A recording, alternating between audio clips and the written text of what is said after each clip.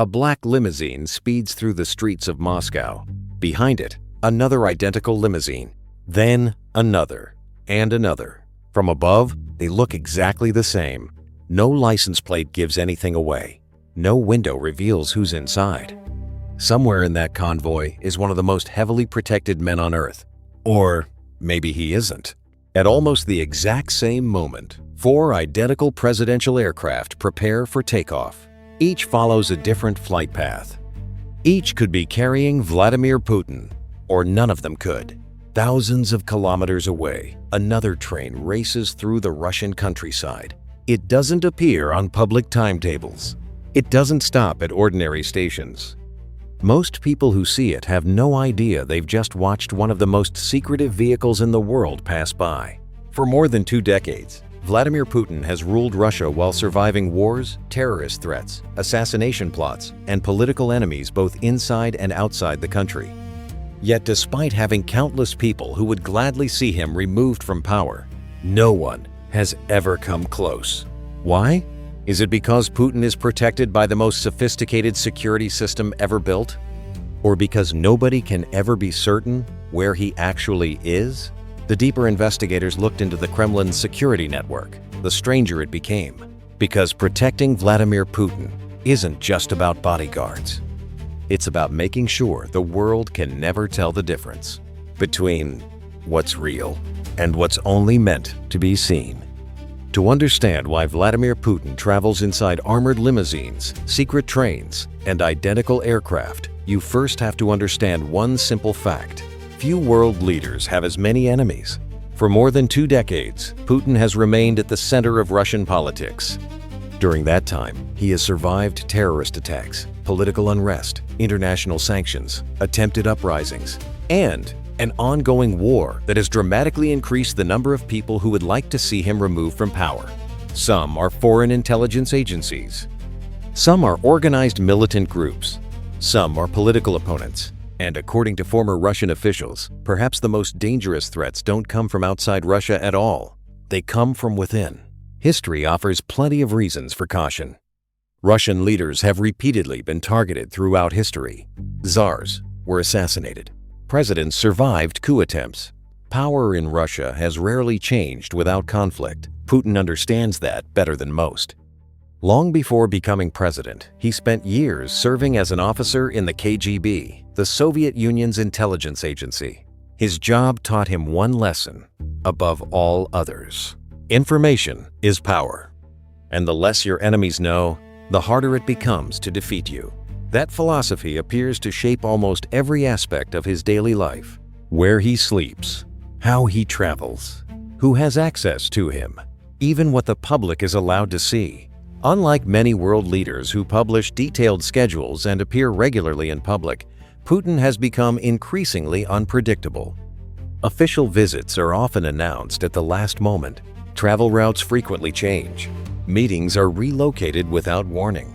Sometimes, people inside the Kremlin reportedly don't know exactly where he is. Because from Putin's perspective, every predictable routine creates another opportunity for someone to attack. And if your greatest weapon is uncertainty, then the most valuable secret isn't where you're going. It's whether you were ever there in the first place. If Putin has one rule when he travels, it's this: never become an easy target. That's why one of the most visible parts of his security isn't his bodyguards. It's his car. At first glance, the Senat looks like an ordinary presidential limousine. Long, elegant, built for comfort. Inside, it features handcrafted leather seats, a conference area, and every luxury expected from a head of state. But beneath that polished exterior is something entirely different: a moving fortress. The vehicle is believed to be protected by thick layers of ballistic armor, capable of stopping high-caliber rifle rounds. The windows are reinforced to withstand sustained gunfire. The floor is designed to resist explosions from below.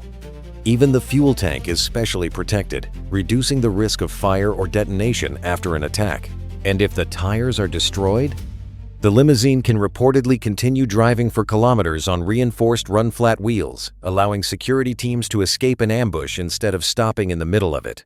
The cabin is also believed to contain an independent oxygen and air filtration system. If an attacker were to release poisonous gas nearby, the passengers inside could remain isolated from the outside environment. Every feature has been designed around one objective: keep moving. Because security experts know that the safest place during an attack isn't behind armor. It's away from danger. Yet strangely, despite all this technology, Putin rarely seems to rely on the limousine alone. His motorcades often include multiple identical vehicles. Sometimes the route changes at the last minute. Sometimes the convoy itself appears designed to confuse anyone watching. The goal isn't simply to survive an attack. It's to make sure no one knows which vehicle is actually worth attacking. And that idea appears again and again throughout the Kremlin's entire security strategy. Not stronger defenses, greater uncertainty.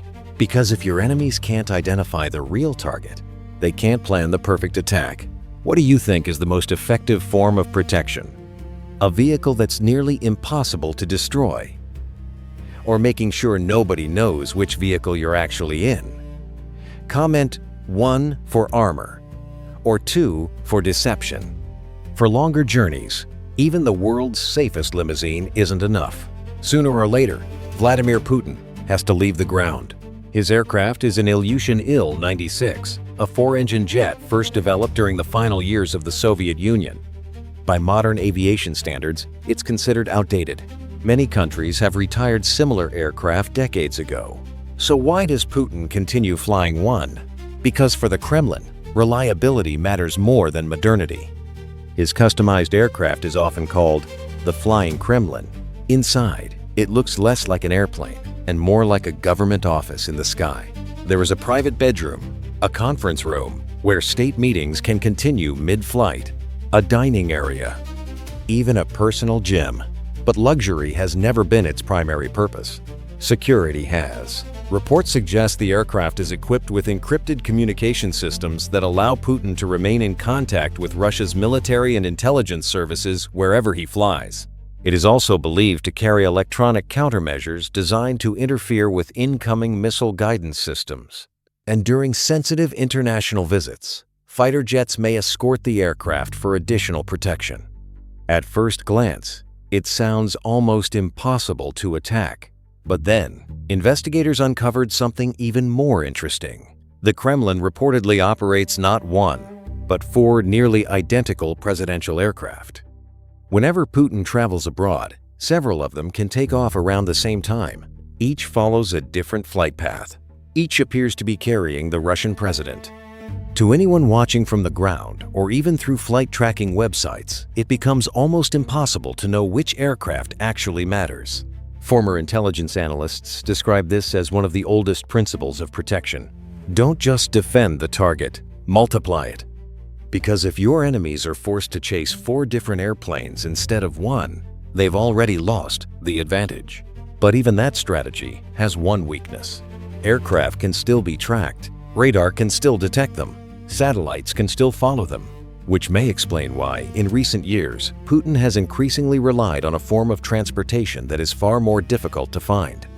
A train that, officially, barely seems to exist at all. Then, investigators noticed something unusual. Despite having one of the most heavily protected aircraft in the world, Vladimir Putin seemed to be flying less often. Instead, he was increasingly choosing something far less obvious: a train. At first, that sounds almost ridiculous. Why would one of the most powerful leaders on Earth travel by rail? Wouldn't that be slower? Less flexible? More vulnerable? Not if nobody knows the train exists. From the outside, Putin's presidential train looks almost identical to an ordinary Russian passenger train. Gray paint, red stripes, nothing that attracts attention. Thousands of people could watch it pass by without realizing who or what it was carrying. But investigators from the Dossier Center eventually obtained confidential documents that painted a very different picture. According to the leaked files, this wasn't an ordinary train at all. It had reportedly been custom-built for one purpose: protecting the Russian president. Unlike standard passenger cars, each carriage was believed to be heavily armored. The added weight was so significant that several cars required 6 axles instead of the usual 4 just to support the extra mass. Inside, it resembled a luxury residence rather than public transportation. There was a private office, a secure conference room, a restaurant, a bedroom, a fully equipped gym, even a spa and massage room. Everything Putin might need for days without ever stepping outside. But luxury wasn't what fascinated investigators. Secrecy was. The train reportedly doesn't appear on public railway schedules. It doesn't stop at ordinary stations. And according to investigative journalists, it can travel along priority routes that are temporarily cleared of other traffic before it arrives. Even more remarkable are the destinations. Leaked documents suggest special railway stations were constructed near several of Putin's official residences. Novo Ogaryovo, Valdai, Sochi. Instead of arriving at busy public terminals, the train can reportedly disappear directly into secure government compounds. No airport, no cameras, no crowds, no public record. To an outside observer, it's almost as if the journey never happened. And perhaps that's exactly the point. A plane leaves radar signatures. A motorcade attracts attention. But a train that looks like every other train on the network can disappear into a country stretching across 11 time zones.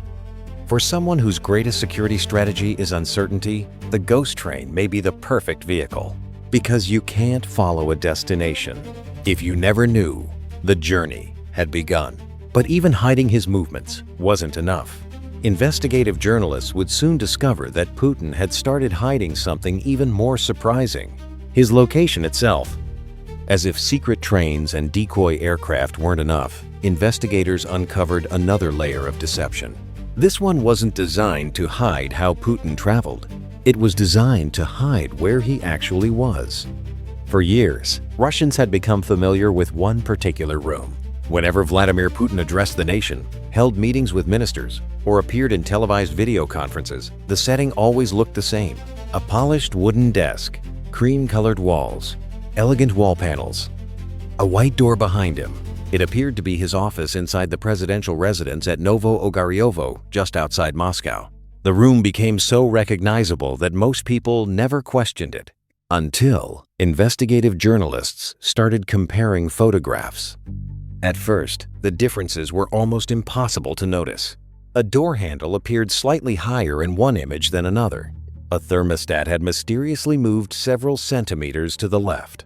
The decorative wall panels didn't quite match. Even the air vents beneath a television cabinet were arranged differently. Individually, none of those details meant much. Together, they told an extraordinary story.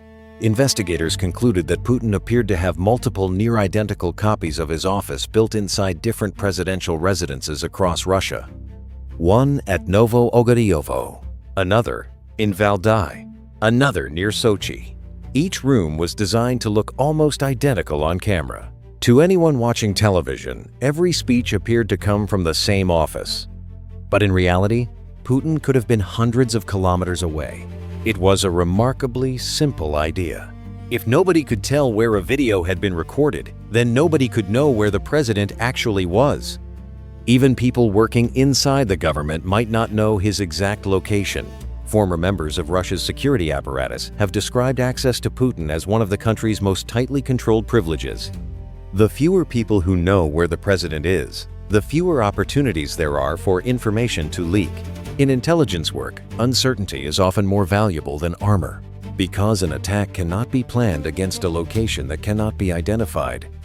Since the invasion of Ukraine, that secrecy appears to have become even more extreme. Reports suggest Putin has reduced public appearances, relied more heavily on video conferences, and avoided certain residences that could be vulnerable to long-range drone attacks. Whether every report is accurate is difficult to verify, but the overall pattern is unmistakable. Every year, another layer of distance appears between Putin and the outside world, and the more protection he builds around himself, the fewer people seem able to reach him.